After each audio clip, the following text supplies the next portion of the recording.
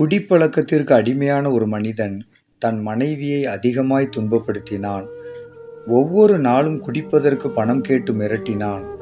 வசதியான பெண்ணாக இருந்தாலும் அவனுடைய தீய செயல்களைக் கண்டு எதிர்த்து பேசாமல் ஒவ்வொரு நாளும் செயல்கள் மூலம் அன்பை வெளிப்படுத்தினாள். கேட்கும் நேரமெல்லாம் தன் கணவனுக்கு பணத்தை கொடுத்தாள். ஒன்றும் பேசவில்லை. ஒரு நாள் இந்த கணவன் யோசித்தான், நாம் எவ்வளவோ கஷ்டப்படுத்துகிறோம், ஆனால் இவள் ஒன்றும் சொல்லாமல் இந்த அறையின் உள்ளே சென்று என்ன செய்கிறாள் என்று பார்க்க சென்றான்.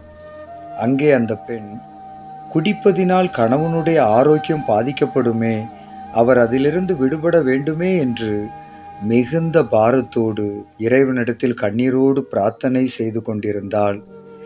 இதை பார்த்து மனமுடைந்த அந்த மனிதன், எவ்வளவு நாட்களாக அநியாயமாக இந்த பெண்ணை கஷ்டப்படுத்தி விட்டோமே என்று தன் பழக்கத்தை மாற்றிக்கொண்டான். கடினமான அந்த மனிதனுடைய இருதயம் அந்த பெண்ணுடைய சாந்த குணத்தினால் அசைந்தது. ஒருவர் மாற வேண்டும் என்றால் யாரிடமும் போராட வேண்டியதில்லை. யாரையாவது மாற்ற நீங்கள் போராடினால் மனம் கடினமாகுமே தவிர யாரும் மாறப்போவதில்லை. செயல்களை அன்பினால் வெளிப்படுத்த தொடங்கிவிட்டால் கடினமான இருதயம் அசைக்கப்படும் என்பதை அறிந்து கொள்ளுங்கள்.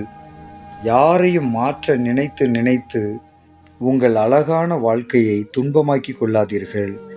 மற்றவர்களை மாற்ற நினைப்பதை விட நம்மை மாற்றிக்கொண்டால் நிம்மதி பெருகும் என்பதை இந்த கதையின் மூலம் அறிந்து கொள்ளலாம்.